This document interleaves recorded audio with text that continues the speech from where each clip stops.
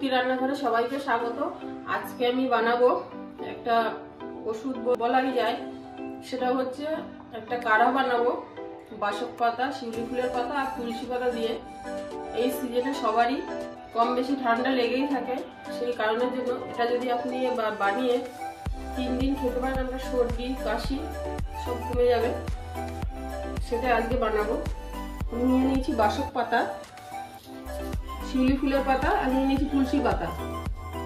কাল মিশ্রি এখানে নিয়ে নিয়েছি 50 গ্রাম, আর নিয়ে নিয়েছি গোলমরিচ আর লবঙ্গ, আর নিয়ে নিয়েছি 1 টুকরা আদা।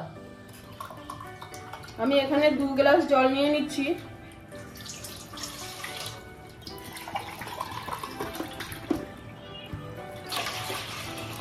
এখন এর ভিতরে পাতাগুলোকে দিয়ে দিচ্ছি।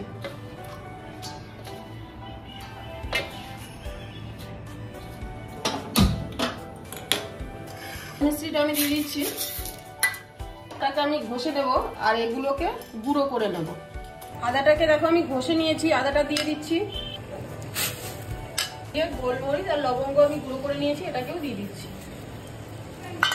এই সব কিছুকে এখন ফুটাবো, 10 থেকে 15 মিনিট আমি ভালো করে ফুটিয়ে নেব। এটাকে দেখো আমি ভালো করে ফুটিয়ে নিয়েছি। এখন আমি 2 গ্লাস জল দিয়েছিলাম, 1 গ্লাসের মতন আছে। এটাকে এখন আমি নামিয়ে নিচ্ছি, নামিয়ে এটাকে সেঁকে নেব।